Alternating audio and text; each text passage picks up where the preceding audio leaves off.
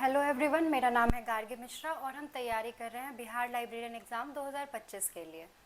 आज है हमारा डे 28। डे 27 में हमने यूनेस्को, एएलए, एलए वगैरह के बारे में, लाइब्रेरी संस्थाओं के बारे में पढ़ा था।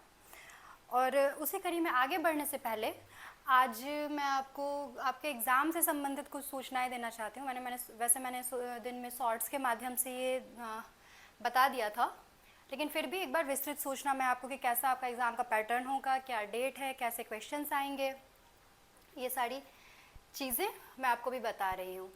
तो देखिए, सबसे पहले जो आपकी परीक्षा होनी है ये 2 खंड में होनी है, ये याद रखिएगा।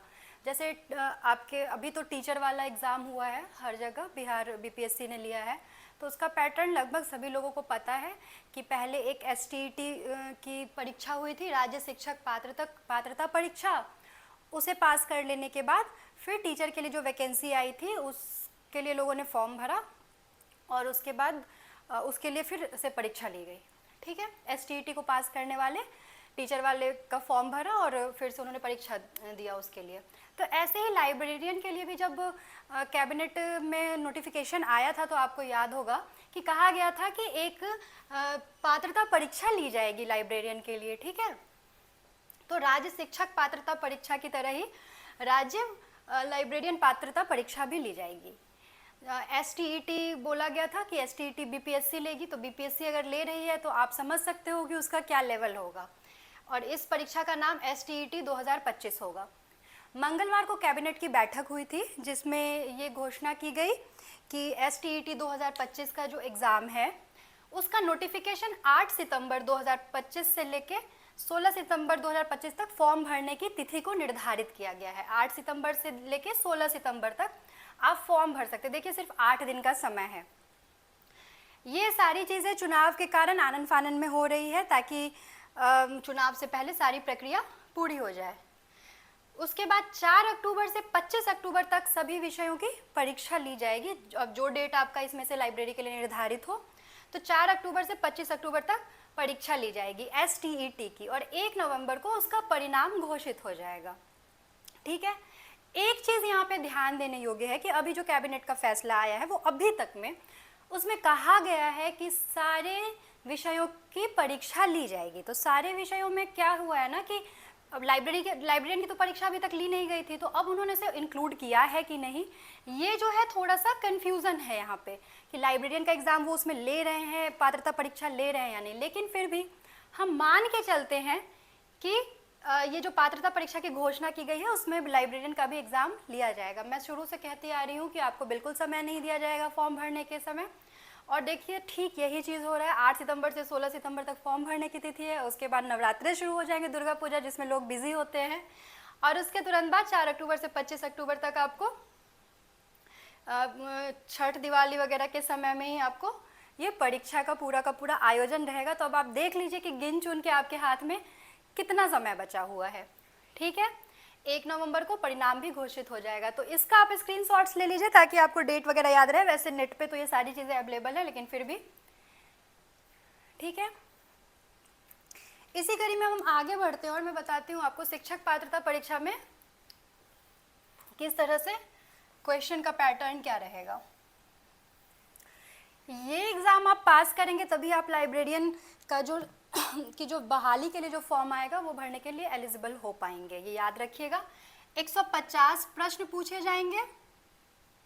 ठीक है, टोटल होंगे 150 प्रश्न, जिसमें से 100 प्रश्न आपके विषय से संबंधित जो कि लाइब्रेरी साइंस है, पुस्तकालय विज्ञान, और जो 50 प्रश्न हैं वो शिक्षण क्षमता,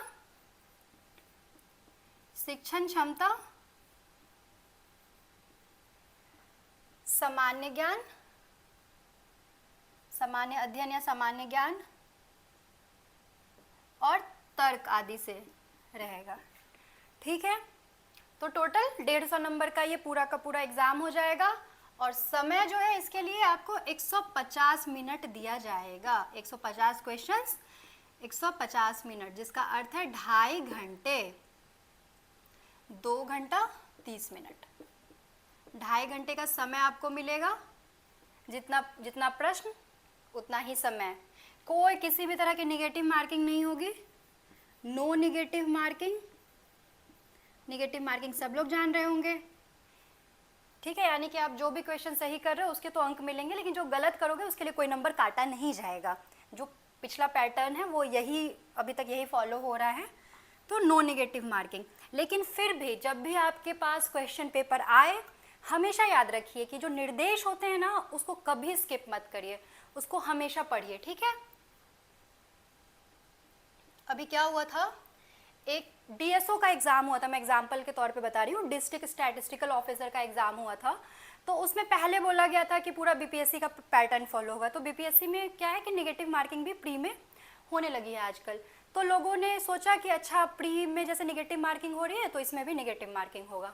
फिर आयोग द्वारा कुछ दिन पहले अपने वेबसाइट पर सूचना जारी की गई कि किसी तरह का निगेटिव मार्किंग नहीं होगा।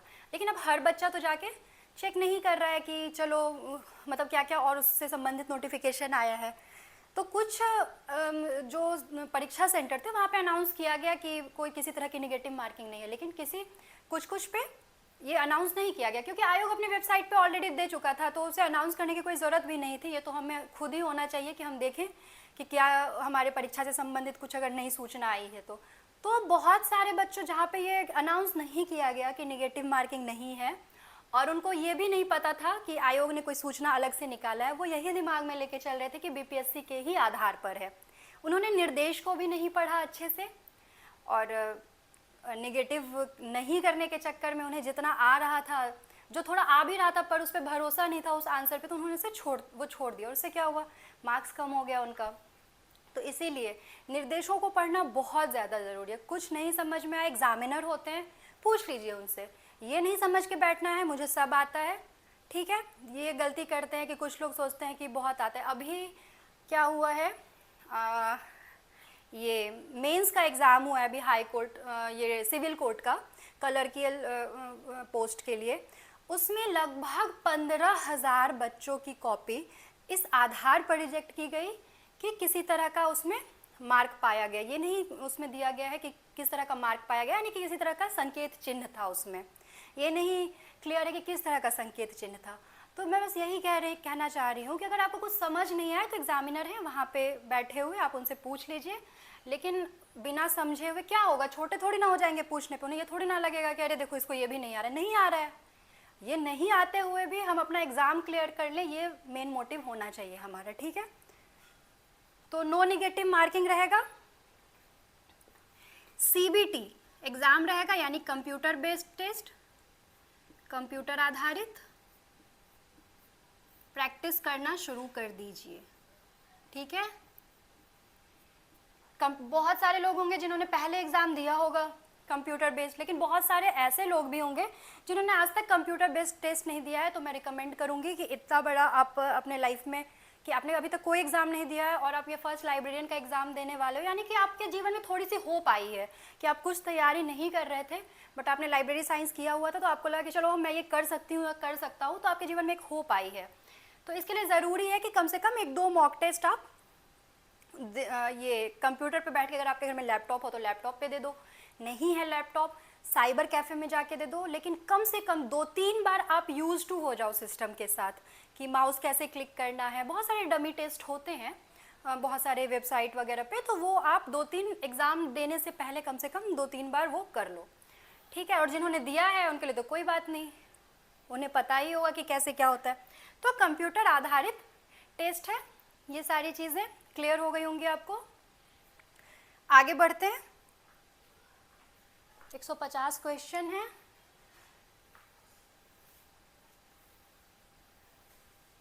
अब देखिए किसको कितना, किस कैटेगरी के बच्चे को कितना नंबर लाना है वो देख लीजिए। कुल अंक 150, ठीक है, कुल अंक 150। जनरल या ईडब्ल्यूएस के बच्चों को, जो जनरल कैटेगरी से बिलोंग करते हैं या इकोनॉमिकली वीकर सेक्शन से बिलोंग करते हैं, उनको कितना नंबर चाहिए, उनको 50% चाहिए। 150 का 50% यानी कि 75 मार्क्स, ठीक है। अगर आप जनरल कैटेगरी के बच्चे हैं या ईडब्ल्यूएस कैटेगरी के बच्चे हैं तो आप लक्ष्य रखिए, लक्ष्य क्या, ये कम से कम आपको लाना है पास होने के लिए, 75 नंबर आवश्यक है। ओबीसी,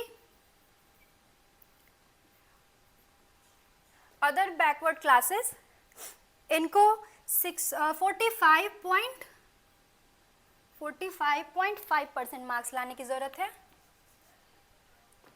45.5% जो होता है 68.25 मार्क्स, ठीक है। यानी कि आप इसे 69 मान के चलो, 69 का सीधा राउंड फिगर 70 मान के चलो, ठीक है। 68.25 आपको लाना है। इसको राउंड फिगर में मोटा मोटी, अगर आप ओबीसी कैटेगरी से बिलोंग कर रहे हो तो आपको 70 नंबर लाने की ज़रूरत है मोटा मोटी। अगर आप एससी एसटी कैटेगरी से बिलोंग कर रहे हैं, schedule caste and schedule tribe, तो आपको 40% मार्क्स लाने की ज़रूरत है। यानी कि आपको 150 में से 60 नंबर लाना पड़ेगा, ठीक है।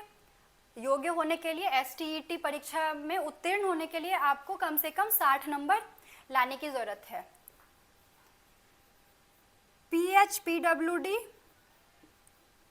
जो दिव्यांगजन हैं उनको भी 40% मार्क्स लाने की ज़रूरत है, यानी कि 60 मार्क्स। और जो विमेन हैं, महिलाएं,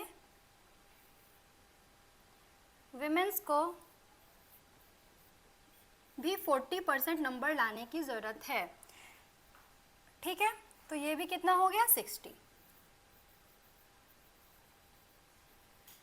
तो जनरल वाले 75 नंबर टारगेट कर लीजिए, उससे ऊपर आए, कम नहीं आना चाहिए। ओबीसी वाले 70 नंबर, 69 नंबर, कम नहीं होना चाहिए।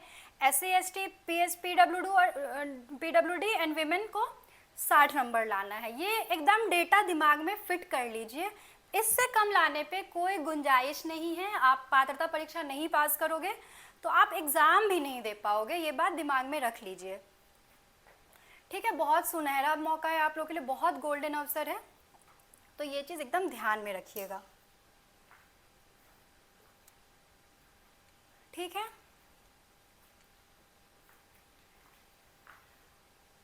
अभी बहुत सारे बच्चे मुझसे डेली किताब के बारे में पूछ रहे थे, मैं ढूंढ रही थी कि कोई अच्छी किताब मार्केट में मिले। बहुत सारी बुक्स को मैंने देखा भी है, तो फिर निकल के कॉन्सेप्ट के लिए एक किताब आती है जिससे मैंने भी अपने परीक्षा के समय में पढ़ाई किया था, और बहुत अच्छी किताब है, बहुत अप टू मार्क वो बुक है। अमित किशोर जी की किताब है वो, अमित किशोर जी की किताब है कॉन्सेप्चुअल, ये राइटर का नाम है अमित किशोर। ये बहुत अच्छी किताब ये लिखते हैं लाइब्रेरी साइंस पे। इवन जब मैंने शुरू किया था तो और किसी राइटर की बुक भी नहीं आ रही थी, एक सी लाल की किताब आ रही थी और इनकी आ रही थी। तो ये पुस्तक ले लीजिएगा, इनका ऑब्जेक्टिव भी आता है, कॉन्सेप्चुअल भी आता है, इंग्लिश में भी है, हिंदी में भी है। जिस मीडियम के आप विद्यार्थी हो इससे आप पढ़ सकते हैं। कॉन्सेप्चुअल बुक भी ले लीजिएगा अगर पॉसिबल हो तो, आपको कॉन्सेप्ट्स क्लियर हो जाएंगे, ठीक है। और उसके बाद एक ये किताब भी आप देख सकते हैं, एक यूथ ग्रोथ की भी एक बुक आती है, यूथ ग्रोथ। उसमें बहुत सारे एमसीक्यूज इसमें भी हैं। ये मंजीत भादु इसके राइटर हैं, मतलब मुझे याद है 2016-17 में, आई थिंक 19 में मेरी जॉब लगी है, हाँ 17-18 की बात मैं बता रही हूँ। मैं केवीएस वगैरह के लिए प्रिपरेशन कर रही थी उस टाइम पे, मैंने सोचा था कि चलो एक बार देती हूँ। लाइब्रेरी साइंस पे मुझे कोई किताब नहीं मिली, मैं गोरखपुर में उस टाइम पे पोस्टेड थी। लाइब्रेरी साइंस पता भी नहीं था वहाँ के लोगों को कि क्या होता है, क्योंकि उतना प्रचलन नहीं था। मैं किताब ढूंढते ढूंढते रह गई, मुझे नहीं मिला। फिर मैंने यूट्यूब पे एक चैनल सर्च किया, यूथ ग्रोथ करके था वो चैनल। मतलब बहुत उस टाइम के हिसाब से बहुत अप टू डेट वो चैनल नहीं था कि बहुत अच्छा कुछ पढ़ा रहे हो, लेकिन अगर जो कुछ भी पढ़ा रहे थे तो वो उसी चैनल पे कुछ ना कुछ। अभी तो बहुत अच्छे अच्छे चैनल्स आ गए हैं लाइब्रेरी साइंस के लिए, लेकिन कॉन्सेप्ट वाली चीज़ अभी भी थोड़ी बहुत कहीं ना कहीं, थोड़ा सा मुझे लगता है कि लोग बहुत हाई लेवल से ही शुरू करते हैं, बेसिक चीज़ों को छोड़ देते हैं, वो हाई लेवल से ही शुरू करवाते हैं, ये मानते हुए कि अरे बच्चों को तो सब पता होगा, ये बीलिस और एमलिस करके आए हैं तो इनको पता होगा। तो इसलिए मैंने बहुत बेसिक चीज़ों से उठाई, क्योंकि मुझे जो दिक्कतें आ रही थी ना लाइब्रेरी साइंस को समझने में, वो मैंने फिगर आउट किया। मैंने देखा कि लाइब्रेरी साइंस में शुरुआत में मुझे क्या दिक्कत आ रही थी कि मैं इसको समझ ही नहीं पा रही हूँ कि ये किस तरह का सब्जेक्ट है। तो मुझे लगा एज अ स्टूडेंट कि सभी बच्चों को ना वही दिक्कत आ रही होगी जो मुझे, कि एक लयबद्धता नहीं है इसमें, क्या पढ़ना है क्या नहीं पढ़ना है। सिर्फ फैक्ट याद कर लेने से या इधर से थोड़ी सी चीज़ें इधर से थोड़ी चीज़ें पढ़ लेने से कॉन्सेप्ट नहीं क्लियर होता, और जब तक आपका कॉन्सेप्ट नहीं क्लियर होगा ना, चीज़ें नहीं समझ आती हैं। तो जो मैंने थोड़ा बहुत उस टाइम पे सर्च किया था, तो ये थोड़ा सा पढ़ा रहे थे कुछ बाद में फिर आगे चल के इन्होंने अपनी किताब भी छापी, बहुत सारे क्वेश्चन हैं इसमें एमसीक्यू टाइप में, तो ये भी आप एक बार देख सकते हो। एमसीक्यू के क्वेश्चंस के लिए टफ से लेके इजी तक सारे क्वेश्चन हैं। आज तक मैंने अपने हर फ्रेंड को ये किताब रिकमेंड की है, क्योंकि अभी जब लाइब्रेरियन का एग्ज़ाम होना शुरू हुआ है तो बहुत सारी किताबें मार्केट में आ गई हैं, नहीं तो इससे पहले ये 2 किताबें थी। और बिहार पात्रता परीक्षा के लिए जो है कोई भी, अब आप किताबें, आप मार्केट में निकलोगे तो बहुत सारे पब्लिकेशन की आपको दिख जाएगी, बिहार लाइब्रेरियन एग्ज़ाम 2025, जिसमें आपको फुल मॉक टेस्ट होगा। 1-2 किताब आप वो ले लेना और मॉक टेस्ट आप अपना कर लेना, जिसमें शैक्षणिक अभियोग्यता वगैरह भी सारा का मिक्स करके आपको उसमें दिया होगा। ठीक है, तो लाइब्रेरी साइंस के लिए ये ले लीजिएगा। लाइब्रेरियन के लिए कोई भी किताब अच्छे पब्लिकेशन की लीजिएगा, जो रिनोन हो, जिसमें ना गलती कम हो। ठीक है, बहुत सारे अच्छे क्या है ना कि अभी सब अचानक से सारी बुक्स निकाल रहे हैं ना, तो क्या हो सकता है ना कि उन्होंने प्रूफ रीडिंग ना की हो, और एक बार आप जो चीज़ पढ़ते हो यहाँ पे ना बैठ जाती है पहली बार वाली चीज़। तो वो देख लीजिएगा कि थोड़ा सा अच्छा पब्लिकेशन हो, जैसे क्राउन वगैरह है, अरिहंत वगैरह है। ऐसे बिल्कुल कोई नया पब्लिकेशन, हो सकता है नए पब्लिकेशंस के भी बुक अच्छे हों, लेकिन थोड़ा जो रिनाउंड हो वो वाली किताब लेके आप प्रैक्टिस सेट बनाना शुरू कर दीजिए। किताबें मंगवा लीजिए, अचानक से शॉर्टेज हो जाएगी, क्योंकि मैं भुक्तभोगी रह चुकी हूँ इस चीज़ के लिए कि किताबें जैसे एग्ज़ाम आने लगते हैं तो शॉर्टेज होने लगती है किताबों की। ये तो अमेज़न वगैरह पे भी आपको मिल जाएगा, फ्लिपकार्ट पे भी मिल जाएगा, तो ये सब आप ले सकते हैं ये किताबें। ठीक है, तो मैंने अब आपको बुक के बारे में पढ़ा दिया कि आपको कहाँ से पढ़ना है। MCQs करना शुरू कर दीजिए, मैं कॉन्सेप्ट देती चली जा रही हूँ। हर चैप्टर वाइज MCQ वगैरह इस दोनों किताब में बताया गया है। इनका कॉन्सेप्चुअल एंड ऑब्जेक्टिव दोनों है एक बुक में, और कुछ ऑब्जेक्टिव भी हैं सिर्फ इनकी किताब में भी, चैप्टर वाइज दिया हुआ है। जितना मैंने पढ़ाया है आपको आराम से चैप्टर वाइज चीज़ें मिल जाएंगी। कॉन्सेप्ट वाला मैंने पूरा क्लियर कर दिया है। बची आपकी फैक्ट्स वाली चीज़ें, तो ये किताब करने से आपका वो पूरा हो जाएगा, और साथ साथ में मैं कुछ फैक्ट्स भी बताते चली जाऊँगी। तो 4 अक्टूबर को एग्ज़ाम है, मेंटली प्रिपेयर्ड हो जाइए कि इसको कैसे क्रैक करना है।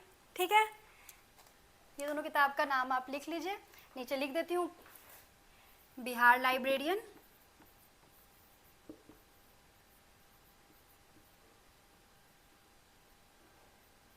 एग्ज़ाम टेस्ट करके या कुछ भी करके आप देख लीजिएगा कि मार्केट में कौन सी बुक है। ठीक है, तो ये आपकी किताब की भी आज बात हो गई। तो अब हम चलते हैं अपने सब्जेक्ट की तरफ। डेली ना एक फुल मॉक टेस्ट कर लीजिए आप लोग, टाइमर लगा के फुल मॉक टेस्ट कर लिया करिए। उसके बाद से डेली कम से कम 2 चैप्टर का MCQ वगैरह कर लीजिए। तो आई थिंक 4 अक्टूबर तक जाते जाते आपका अच्छा खासा तैयारी हो जाएगा। आप सोचें ना, अगर आप डेली भी 100 क्वेश्चन भी पढ़ रहे हैं तो अभी से दिन गिन लीजिए। 100 क्वेश्चन MCQ बहुत बड़ी बात नहीं है, आप पढ़ लोगे आराम से। मुझे पूर्णतः विश्वास है कि आराम से जब आप लोग इतना देर बैठ के लेक्चर देख लेते हो तो आपकी सिटिंग हैबिट इतने दिनों में बन चुकी है। आप डेली लेक्चर नहीं देखते होगे तो किसी दिन आप 2-3 एक साथ देख लेते होगे, तो सिटिंग हैबिट है आपकी, बैठ के पढ़ने की क्षमता आपकी विकसित हो चुकी है। तो 100 क्वेश्चन 150 क्वेश्चन कोई बड़ी बात नहीं है एक दिन में करने के लिए। एक दिन के वीडियो में मैंने डिस्क्रिप्शन भी दे दिया था एक MCQ, वो इंग्लिश में है लेकिन मोस्टली शायद, तो अगर इंग्लिश मीडियम के स्टूडेंट हैं तो उस वाले वेबसाइट पे जाके आप डेली क्वेश्चंस वगैरह भी कर सकते हैं। वैसे वेबसाइट पे जाके नहीं भी करेंगे, ये बुक ले लीजिएगा, खुद से घर में बैठ के करिएगा, वो भी सफिशिएंट है।